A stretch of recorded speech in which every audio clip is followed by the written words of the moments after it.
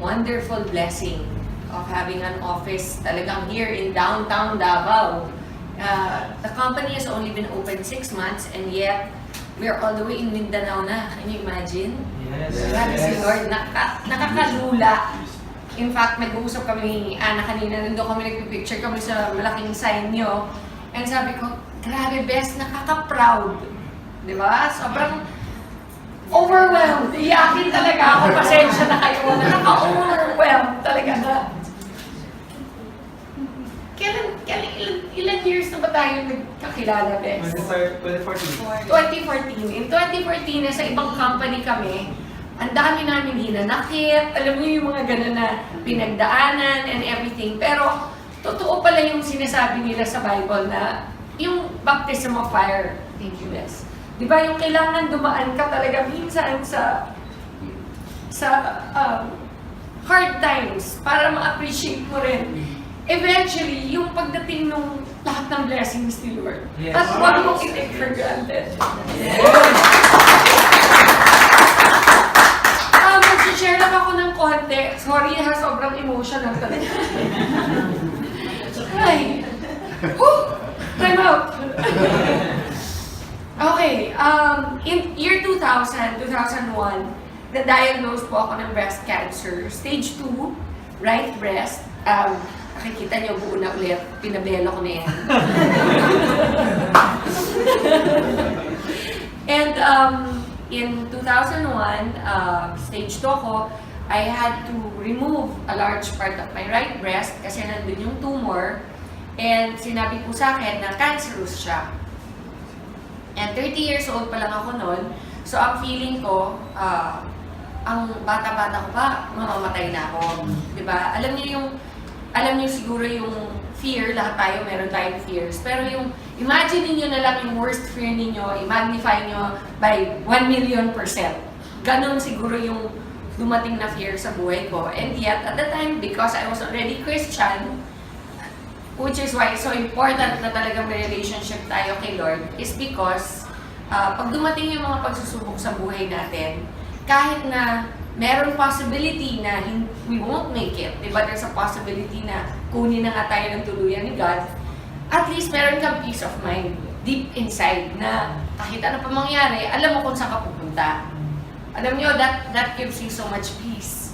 And in spite of all the fear and all of that, talagang nagpursige. I prayed so hard. Sabi ko, Lord, kung trial lang to, kung may dahilan ka, kung may purpose ka para sa akin, why I am going to go through this journey, kasi everyday naman sa buhay ng tao is a journey until makarating ka na sa iyong dapat puntahan, which is either heaven or hell. Diba? And for us, hopefully, it is heaven, all of us. And during that journey, I prayed so hard that He would show me the reason why He allowed that to happen in my life. And that is when, after my first chemotherapy, where I lost all my immune system, ang average po ng immunity ng white blood cells sa katawan ng tao is between 15 and 20,000. Ang akin po, bumagsak ng negative. As in, walang-wala na. Ubos. In fact, so much so na kapag may pumasok na nurse na may sipon or nanggaling sa isang restaurant na meron siyang hinawakan na bagay na may virus or whatever, pwedeng ipasa sa akin, for sure I'll die. It was that bad, my immune system. Naka-reverse isolation po ako sa hospital, which means naka-bubble. Yung kama ko, naka-plastic siya. So, bawal kahit anong virus na makapasok po dun sa room ko. Kasi my health was so detrimental na even somebody na kakatawa man na nagkulangot sa labas at pumasok sa kwarto ko, pwede na akong hawaan ng whatever virus at mamatay ako. It was during that time that I begged my doctor to allow me to have a laptop. Kasi, imagine niyo, kunyari, itong stage na to, naka-cover ng plastic. Okay? At ako yung nasa loob, in a bed. Ano magagawa mo doon? Wala. Sabihin mo, can I borrow a book? The book, they don't know where it came from. So, they don't know kung may nag-handle na may virus. So, bawal. Can I watch TV? You cannot watch TV kasi, alam nga, ipasok nila yung TV sa loob ng bubble mo. So, nothing, bawal lahat. Ang pinag-pray ko talaga, Lord, bigyan mo naman ako ng laptop. Kahit ano lang, para meron akong nagagawa sa loob. And they had to buy a brand new sealed laptop and give it to me inside. It was a nurse that came. She was naka-rubber outfit. Alam mo yung mga uniform ng nurse, di ba? Blue. Pero ito, yung nurse ko, naka-blue pa rin siya, pero rubber yung uniform niya. Okay? As in plastic na makapal. Yun ang suot niya. Pinasok niya, naka-seal yung laptop, binuksan ko. Fortunately, may outlet sa loob ng bubble ko. So, nakapag-laptop na ako. And that's where I started to research for myself.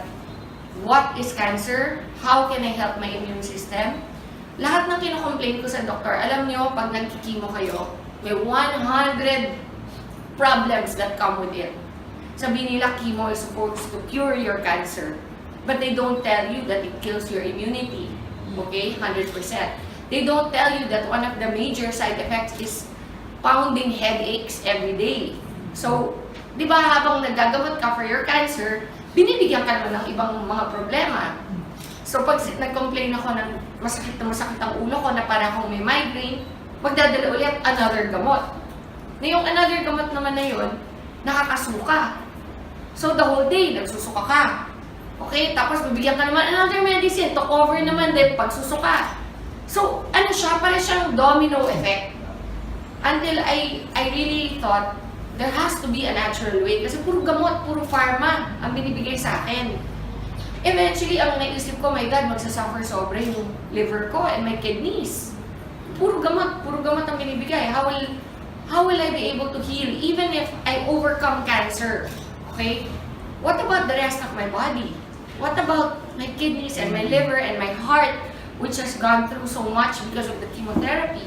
How am I going to recover from that? That's when I started to do all the research online. How to boost your immunity naturally. And you know, honestly, it's amazing. Ang daming ways na mag-boost ng immunity natin naturally. Sleep is the number one way. You have to rest. Okay? Sinasabi nila, the only time your body heals is when you are sleeping.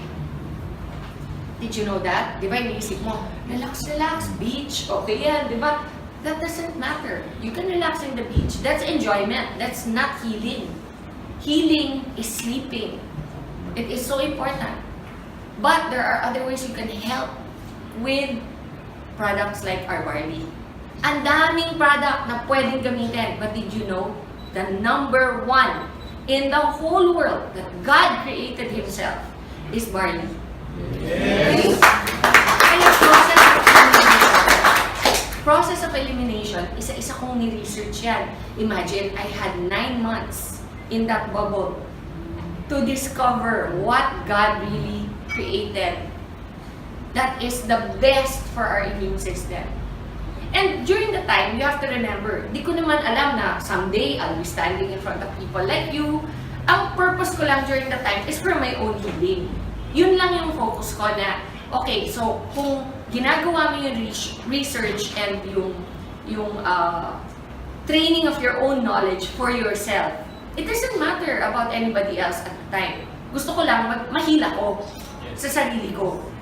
Okay, so that's how I focused my research. What will help me? You know, there's a saying, knowledge is power, correct? So you have to become knowledgeable. You guys this is now your business. Be knowledgeable. Don't take my word for it. Don't take the word of IAM or ICA or you know, or anybody in the company that will speak to you and tell you about the benefits or whatever. Hear us, listen to us, pero afterwards, go and do your own research. Kasi knowledge nyo yan, and that is your power. And that is what I did. Through my own research and my own readings, I realized, isa-isa, malunggay. Wow, taas ng ano niyan, healing powers niyan. Okay? Yung ampalaya, taas din ng healing powers niyan. Guyabano, wheatgrass, but above them all is barley. Above them all. It's so amazing kasi yung highest niya niyan, next to barley, is wheatgrass. And yet yung wheatgrass is only half as powerful as barley. Half! So everything else is below that. Berries are very high also. Okay? Pero the best way to boost your immunity is through barley. And so, since alam ko na kung anong barley, kung ano yung pinaka-best way to boost my immune system, next step, aling barley? Daming klaseng barley from all over the world. Okay, meron India, may China. Actually, barley can be grown in any cold country. May US, okay, everywhere. New Zealand. The best is from Australia. And only one place in Australia grows barley. Why? Because the weather, the soil, the way it is planted and harvested, the way it is treated in the plant, so that the integrity and the purity of the product itself, of the plant itself, is contained 100%. So pagdating po sa packaging natin, everything, until it gets to your table, until you open it and put it in your glass, it is still 100% there, as if it was the day they harvested it itself. That is how amazing our barley is. Now, how does barley affect people? We're not a pharma company. We don't do a million tests. We believe in what God says. He promises certain things, and try it. What have you got to lose? For me, I was already in the hospital. Nasa hospital na ako. Lahat ng sinasabi ng doktor, ginagawa ko na. Lahat ng gamot, tinetake ko. And yet, bakit? Hindi nila ako mapagaling the way nag-recover ako nung nag-barley ako. Yes. Kaaway ng mga doktor ang mga natural products. I have to be honest. Because they don't make money from natural products. That's the beauty of IAM. IAM has made it available to you so that you can make money from natural products. You know, during my first chemo, I was in that bubble. I was thinking already things like, pag namatay ako, kamusta kaya yung anak ko? Sino mag-aalaga? All the things that you don't think about when you're 30. And I was already thinking, and accept ko na, okay naman daddy niya eh, kahit ibalay kami. Mapapalaki niyang mabuti yan. Andiyan naman mama ko, my sisters, di ba? Little did I know that God had a plan. That someday, what now? That was 2000. 17 years later, I would be here with you. Yes.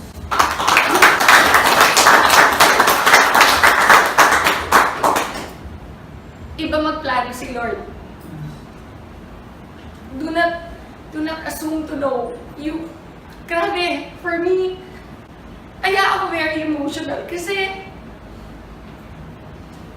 it's so real for me. It was a time when I really thought natapos na yung buhay ko. And then, every single time meron ganito na gathering or yung launch ng IAM natin, di ba, yung sobrang grateful ako na, wow God, binigay mo pa rin sa akin itong opportunity na maka-share. Even if the worst thing happened to me in my life, na because of that cancer, because of that experience, andito ako ngayon. Nakakatulong sa maraming tao through IAM. Diba? Sobrang nakaka-overwhelm. Alam nyo, after my first chemo, which I was in that isolation for so long, on my second chemo, di na ako na-isolate. Yung immune system ko, which took 21 days to recover from the first chemo. So, kunyari may ano kayo? Maro, thank you guys. Explain ko lang para naiintindihan nyo. During my first chemo, I ended up in the ICU. Okay? Yan, tama yan ha. Ako to. I'm not very good at drawing. Okay? Nakabubble yan. Ang first chemo, say day 1. Wala. Day 1 yan. Day 1. First chemo. Ang treatment ko is 4 chemos, dapat. And then after the 4 chemos, 21 days of radiation therapy. So on day 1 of my first chemo, the doctor already told me na You have to recover. Your white blood cells will be wiped out. It's natural, sabi niya. Your second chemo is 21 days from now. Within 21 days, your white blood cells have to be recovered. If not, we cannot give you the second chemo. Okay? And if we cannot give you the second chemo, you will go back to the first again. Can you imagine? Yung first pa lang nga gusto ko na mamatay. May 3 pang matitira. Tapos pag disqualify, uulit. Makakailan ako. Yun yung nasa mind ko. So, kailangan talaga ma-hit ko yung 21 days. Parang parang hindi, parang quota sa kailangan ma-hit, mag-sapphire. Diba ganun eh, actually, except that this is for your life. This was for my life. So, I cannot rely lang on what the doctors are saying kasi for me, okay, andyan na lahat ng sinasabi na gagawin ko. Pero, kailangan din tulungan ko sarili ko. Doon pumasok yung research, doon pumasok yung Barley. Nung na-discover ko na, alam nyo, on the 20th day, every day kukunan ka ng dugo. Every day for 21 days. On the 20th day, sinabihan ako, you made it. We can give it to you tomorrow. Imagine, ka-recover ko lang today. Tomorrow, titirahin na naman ako. Alam mo, gusto mo sabihin, pwede time out kahit 1 week lang, please lang, para normal yung feeling ulit. Ang feeling kasi dito, para kang gulay. Hindi ka makabanyo on your own, kailangan may nag-aalalay sa'yo. Hindi ka makakain ng tama, kasi lahat ng, ang bibig mo, punong-puno ng mga singaw. Okay? Walang lasa, lahat ng kainin mo, tastes like metal. No promise, no. Alam mo yung sasabihin nila, do you know what metal tastes like? Me, I know. Kasi it ruins your taste buds completely. Alam mo, my favorite things like chocolate, okay, Coke, yung mga ganyan. Di ba yung mga gusto mong kainin? Burger, lahat na ipasok ko sa bibig ko, lasang metal. So wala kang gana. Why will you eat? Kahit sa mind mo, ito yung taste, di ba? Sabi mo, ito yung lasa niyan. Pabibili ko niyan. Pagdating sa'yo, hindi yun yung lasa. Yun yung side effects ng chemotherapy. So I made it to my second. By then, imagine, 20 days na ako nagre-research. By then, sabi ko, my then husband, I told him, bumili ka ng Barley. I don't care what the doctor say. Itago mo, huwag mong pakikita na pinasok mo dito. So, naipasok. I kept taking it. Alam mo, on my second chemo, it took me 4 days to recover. Wow. 4 days. Kanina sabi ni Pichi, meron daw tao dito na nag-testify na nagtatago na siya. Na meron daw gallstones. Gallstones ba? Yes. Gallstones. And after 3 days of taking the Barley, 4 days. 4 days, what happened? Lumabas. Ganun ka-powerful yung Barley. There are people it takes years. There are some conditions that I had that took years to recover, but it still recovered. Like, because of chemotherapy, one of the side effects is my ovaries shut down. So, no more mens. No more period. So, my doctor told me I'll never have children again. And I only had 1 child back then, si Lexi. She was only 6 when I got diagnosed. And when my doctor told me na I'll never have children again, parang feeling ko, okay na rin. At least I have 1. But in the back of my mind, I was thinking, what if I get a recurrence in the future? Okay? What if next time I'm not so lucky? What if next time God really wants to take me na? Diba? Sabihin natin, 5 years from now, 10 years from now, bumalik yung cancer, which is very, very much a possibility for any cancer patient. Once may cancer ka na, chances of recurrence are always 50% higher than somebody who's never had cancer. Okay? So, but now I'm on my 16th year. So, out of the woods na ako. Kumbaga, normally, ang recurrence happens within 2 years. Kung hindi ka pa graduate nung 2 years mo, hindi ka pa out of the woods. Pag nakagraduate ka ng 2 years, your next is 5 years. That's your goal. Pag nakagraduate ka ng 5, 10.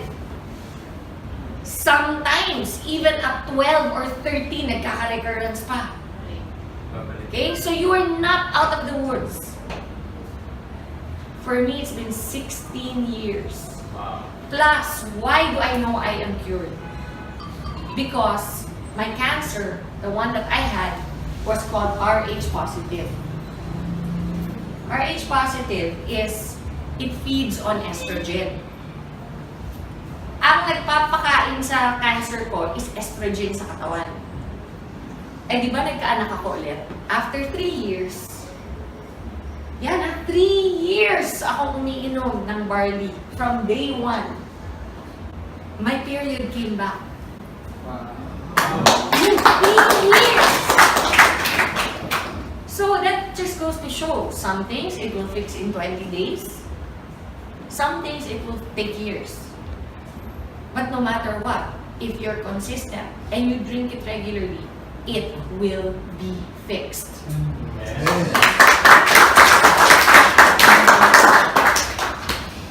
So on the 3rd year, I got pregnant and I have my son. During my pregnancy, all my doctors were going crazy. Nako, that's so dangerous. You have to have a medical abortion immediately. You have to do this, you have to do that. Nako, you cannot. You're a cancer survivor. Do you want to get cancer again? Yun yung sinasabi sa akin. Because nga, when you get pregnant, what goes up in your system? Estrogen. Correct? When estrogen goes up, I'm feeding the cancer. So whatever is dormant, whatever is sleeping in my system will wake up again. And it will be fed. And I will get it again. Yun yung fear. Even my mom, iniiyakan ako. Hindi daw ba sapat na pinadaan ko na sa kanya one time? At uulit pa ako. I'm so selfish. Lahat! I heard it all! You're a selfish person. You're only thinking of yourself. Lahat yan. Sinabi sa akin. But you know, I knew. In my heart, I knew. God will not allow this if there's no purpose. Yes. And you know, now my son is 12. Imagine he's 12. What if I had an abortion? He'd not be here. You know? And he brings everybody so much joy. Not just me, my mom, my daughter. And you know, when I found out I was going to have another child, you know, I knew in my heart it was going to be a boy. Hindi ko pa alam yung sex. Pero in my heart, I knew God promised. He said to me, you're gonna have a son. You know, from the day that I knew I was pregnant, alam ko lalaki. And I knew also that, you know, I was reading Malakay because I have so many testimonies about tithing, some other time regarding tithing. But in a nutshell, when I went to the States and I found out I was pregnant, I had no money. None. But I was always a very faithful tither. Tayo, nagpapayaman, di ba? Like what Pastor said earlier, it all belongs to God. All of it. Pag 10 pesos lang ang pera mo, easy no to give 1 peso. Pag 100 pesos, easy to give 10. Pag 100,000 na, madali pa bang magbigay ng 10,000? Or, pag 1 million na, kaya mo magbigay ng 100,000? Harder, di ba? Why? It's relative. It's the same ratio. Why does it become harder? I remember there was one time I earned 1 million pesos in one TV show. I went to church. Andun si Connie Reyes. Naka-ready na yung check ko ng time. Pero, hindi ko mabigay sa church. Sa Victory. Lumapit ako sa kanya, sabi ko, Connie, I made na the check. But parang I can't give it. It's heavy in my heart. Sabi ko, parang ang bigat ibigay. Sabi niya, come on, Ton. So, alam mo yung hawak yung, ito yung cheque, ito. Here, Con. Baka mo. Tinagan niya na. Ipaganyanan ako sa kanya. Promise. Alam mo, she reminded me, sabi niya, you cannot outgive God. Yes. When I got sick and I had no money to pay for anything, I was in America. I blindly applied. Blindly. I'm not entitled. I'm not an American citizen. I blindly applied for medical aid. And I got approved. My entire treatment was free. Woo! And you know what? I remembered that moment that I gave that check to Connie. Yung bigat ng pag-release nung alam mo yung envelope natin, sabi ko, hirap talaga, hirap i-release yun. Pero I'm so grateful that I did because at the time when I needed help, God was there. You know, I calculated how much it would cost. 5 million to 3. What I got in pesos, $100,000 is what it would have cost. Back then, it was 5 million. Ngayon siguro, doble na yan. But I didn't pay for anything. Even my yung maintenance ko every day, yung tawag nilang tamoxifen. Normally, one tamoxifen is $100. And I have to take one every day. You know how much I was paying? $1 for each one. You cannot outgive God. So, okay lang na magpayaman. But don't forget what Pastor said. The money isn't ours. We're only stewards. So, ayan, sidetrack tuloy ako. Okay, anyway. So, because of the estrogen, everybody was fearful for me to get pregnant, but I had my son. And he's completely well. Alam mo, I only have one breast to breastfeed him. Because they had radiated my right breast. So when they radiate, I actually asked my doctor, how's that? What if I have another, eventually if I have another child, you're never gonna have another child. Alam mo yun, when somebody speaks into your life like that, how hard it is to receive and accept. But what if? No, you will never. No, but I'm just saying hypothetically, if don't do that to yourself, it's never going to happen. Ang kulit talaga. Alam mo yung, ganun ang demonyo eh. Ganun ang demonyo.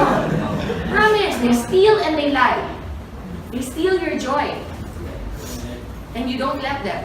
And even though he probably was an atheist, I looked him straight in the eye and I said, I rebuke that in the name of Jesus. I will have another child. And when eventually I got pregnant, 3 years after, I was already here. I was so excited, I called him. My oncologist in the States, I called him. Hirap pa get through. The oncologists in America are one of the richest because people get cancer all the time. So they always have patients. It's a business. Normally, they don't even know you. They don't remember your name sa dami.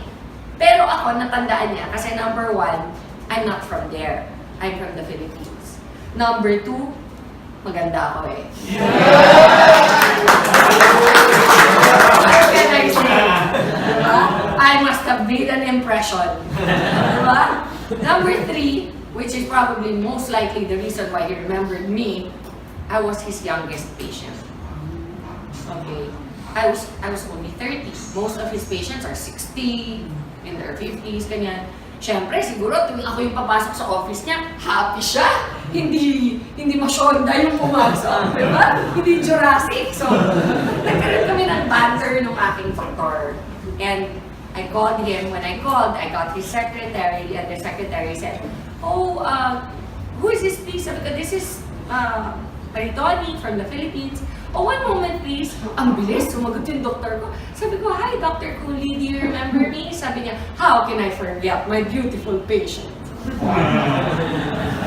Sabi niya, "What is something wrong? Are you having a recurrence?" Kasi normally, tatawag ka lang sa doktor mo kapag nagkaroon ka ng problema ulit, di ba? Sabi ko, "Oh, no, I'm perfectly fine, thank you very much. But I just wanted to call you because I remember how you told me I would never have a child again. And I just wanted to share the good news with you that I'm going to have another child." Those were my words, "I'm going to have another child." There's silence on the phone, no? And then he goes, "Well, you know what? I'm really glad you decided to adopt." Ganon siya ka-certain that I would never be pregnant again. So I said, no, Dr. Cooley, you don't seem to understand. I'm pregnant. Again, silence. God, are you there? Are you still there, Doc? Sabi niya, no, that's not possible. Sabi niya sa akin, sabi ko, "No, Doc, I'm pregnant. And I'm gonna have a son." Kasi by that time, alam ko na, no, I was already mga 4 months pregnant. And he said, "Oh, no, wait, what did you do?" What did I do? "Oh, I had sex."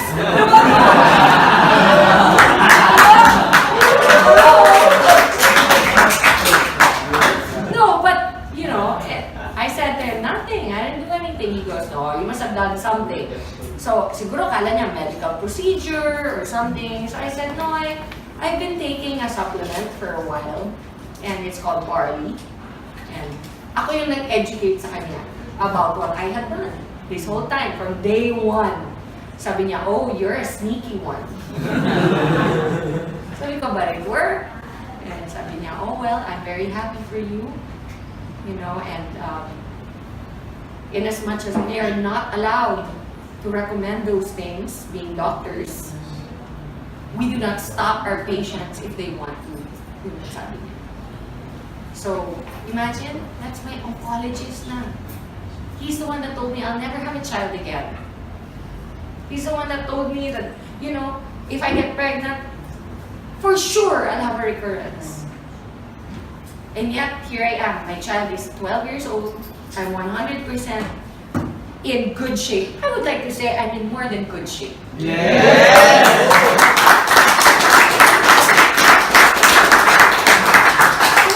Sinishare ko lang to para malaman niyo kung saan nag-umpisa yung Barley natin.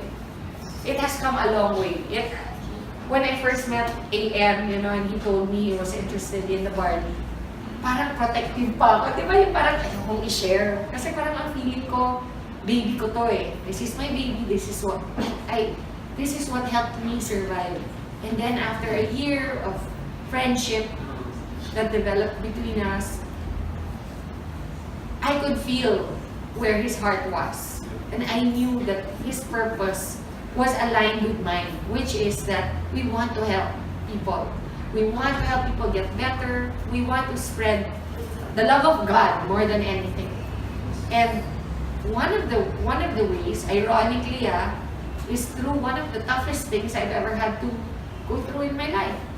And something that I discovered during that time. So, you know, it is an honor and a blessing to be able to provide the Barley that helped me to IAM Worldwide. So do not ever, I mean, if you have any questions, we're always available to let you know. You know, I always encourage also members. Kasi minsan may mga nagpa-private messages sa mga social media accounts ko. Simple things like, pwede ba ang Barley sa diabetic? You can Google that. I am not your only source of information. Tama lang. Okay? It is in the internet. That's why I am proud to tell you, grabe ang galing ng Barley natin. Kasi hindi lang po sa akin dapat manggaling yung believe ninyo. Ako lang po ay testimony. This thing that you see in front of you is the reason why I'm living proof that it works. Okay? But go and do your own research. Find out. Maybe, mas may alam pa kayo eventually kaysa sa akin about what barley can do. Yes. Diba? You know, I've had people take barley, come up to me and say, "Hoy, alam nyo, yung anak ko, congenital ang heart disease niya, ganyan-ganyan." And then, we just kept giving barley and eventually it healed. I didn't know that barley could do that. Kasi I'm not naman a doctor or a nutritionist. I'm just a person who took this beautiful gift of God and it worked for me. And that's why I want to share it. I want to let you all know that we are here to support you in every way. It will not only give you great health, it will give you great pockets. Yes. Yes. God bless you, everyone. Thank you.